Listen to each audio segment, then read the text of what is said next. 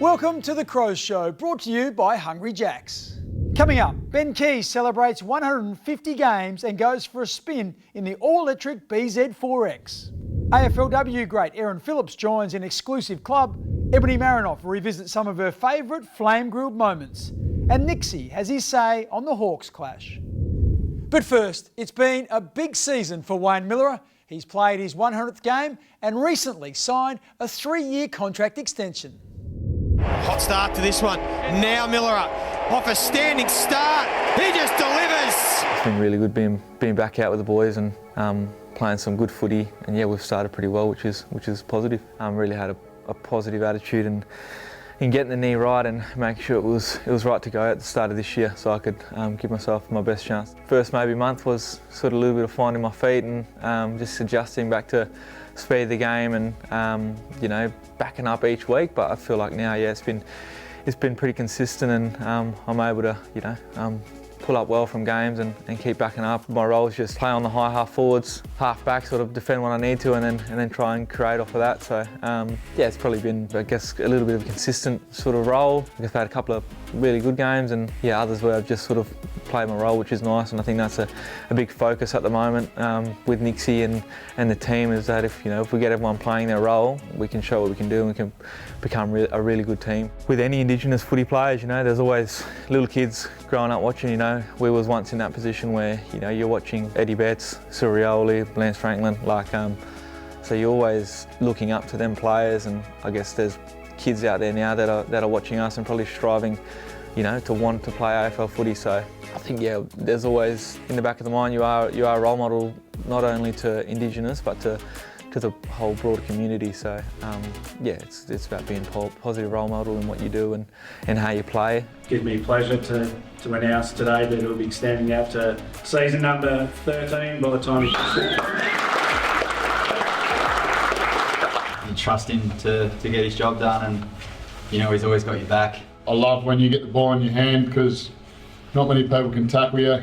And as I said just at the start, mate, I love when you're steaming out, shoulders out.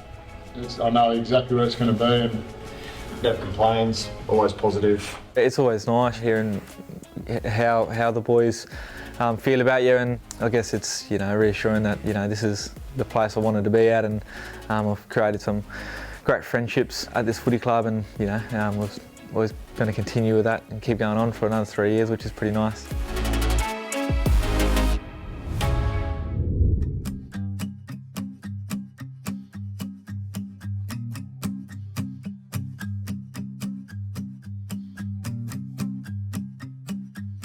Collectively with Cummins Bendigo Bank, we've been sponsoring for 10 years and have contributed $152,000 to the carnival, which draws hordes of people to the town and benefits all the local businesses. So yeah, it's always very look forward to.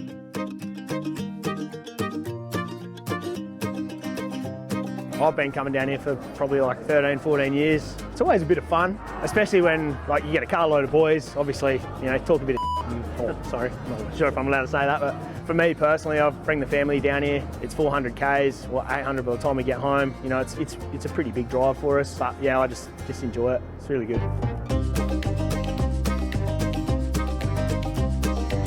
The camaraderie, the teamwork, for the growth of the players, it's just it's a really fantastic carnival, and just for the community and bringing everybody together as well. Oh, it's unbelievable. This opportunity then allows people to go back to country or club level footy and take that experience with them, so that the standard of the competition at Port Lincoln level or in Great Flinders level, whatever it might be at club level, is a better level of footy as well.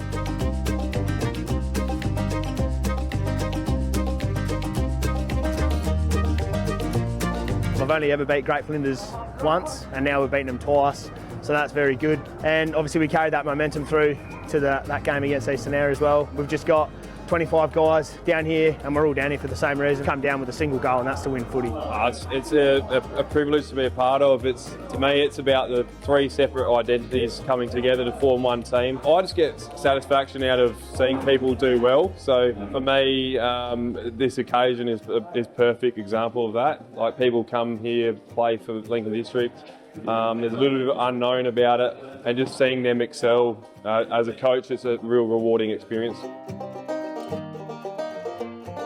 Typical Port Lincoln weather, but yeah, everyone sort of dons the jackets and umbrellas and comes out to enjoy the footy. It's always a very popular event, and Port Lincoln's always bursting at the seams, Mortlock weekend. Oh, I just feel really, really proud and honoured that we've been able to be part of this carnival, and a special one being the 10th.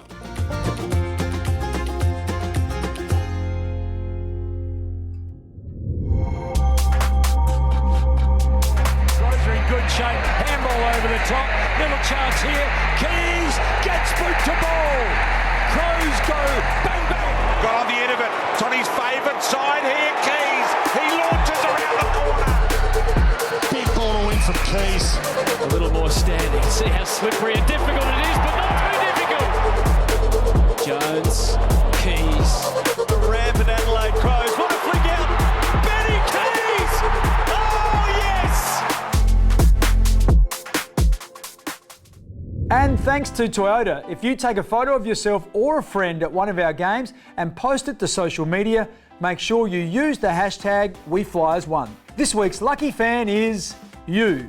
Please email faceinthecrowd@afc.com.au with photo ID to claim your prize of 2 tickets to Toyota's exclusive Hilux Hill at Adelaide Oval.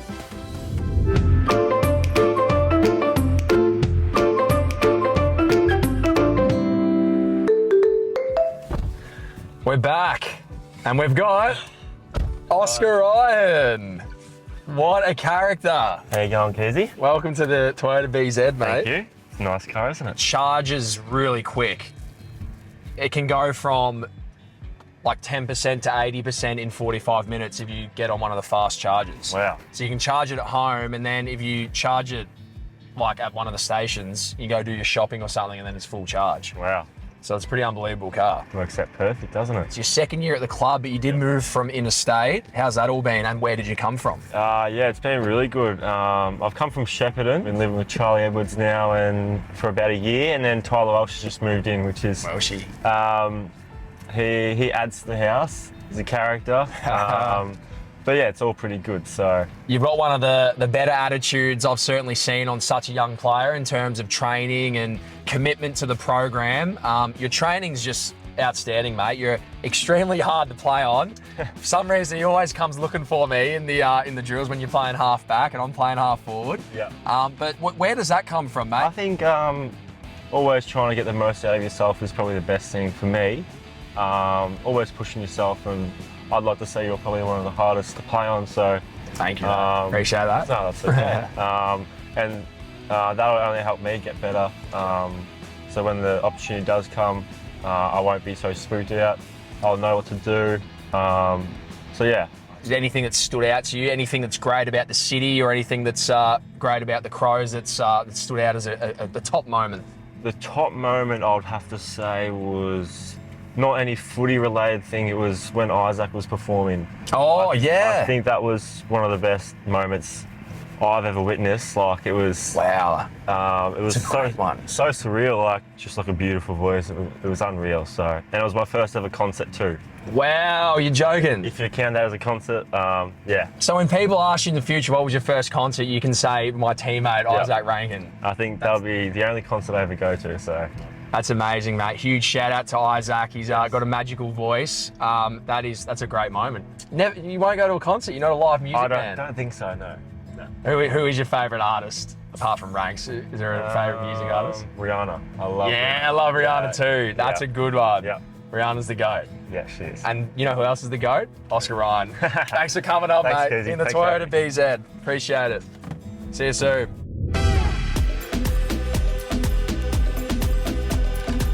Beautiful kick too. Finds Curtin. No real purchase on the kick, and Curtin can sit under that with courage. Just a good mark taken by Rochelle. Archie knocked off it by Curtin. Fletcher, great tackle. Curtin gone. Big moment. And congratulations also to Adelaide's inaugural AFLW co-captain and three-time premiership star Erin Phillips, who was inducted into the Australian Football Hall of Fame. Welcome to the Australian Football Hall of Fame, Erin Phillips. It's still very, very surreal, but something I'm just so proud of. And the moment that I told my parents, Dad, was another very special memory that I'll have forever. But yeah, just so surreal to be here tonight, but just so honoured. To two wonderful clubs that I played for, Adelaide Football Club and the Port Adelaide Football Club. Phil Harper, who made that phone call to me over in Phoenix, Arizona at the time to get me to come and play for the enemy. I often think that was the greatest phone call I've had, and also I think that phone call would have cost you more than my whole rookie salary, I reckon, Phil. I'd like to acknowledge those women who made this possible, who paved the way for the AFLW and who are still doing incredible work in footy across this country. Thank you.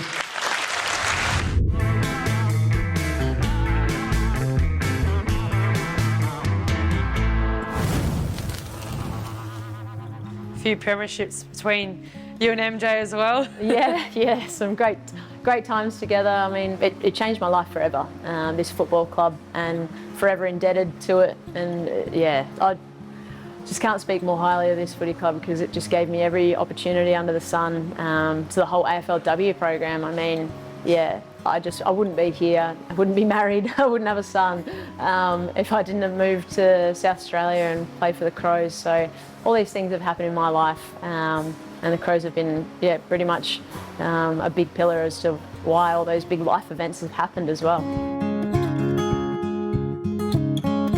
You talk about the support system. Your dad, Roger, has been a massive influence, I guess, on your sporting career. Is it nice to be home in Adelaide with him? Definitely. He yaps a lot at me with footy and sport and everything like that. So it's good to have him for support, I guess. And I'm a bit of a homebody, so yeah, I'd feel a bit homesick moving away from him. And you've got family ties to the football club with your father's son, your father playing. Was it always a dream? Yeah, 100%. It was always a dream, following my dad's footsteps after him playing at the Crows. Yeah, it was good. Has he had a massive influence? I remember seeing the footage from your draft night. He was pretty excited. Yeah, he was pretty excited draft night. Mum was as well, the whole family was, but Dad was probably the most excited and most emotional.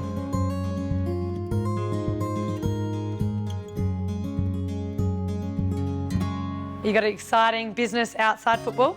Yeah, so me and my twin sister have a clothing brand, and we also do social media as well, so creating some funny comedy skits. Keep going. Rock, paper, scissors. Rock, paper, scissors.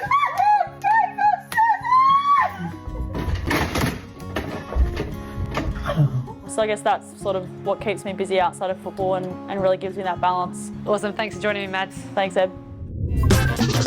Don't forget you can join Brodie Smith, Ebony Marinoff and Mark Thomas every Sunday morning on Triple M from 9 a.m.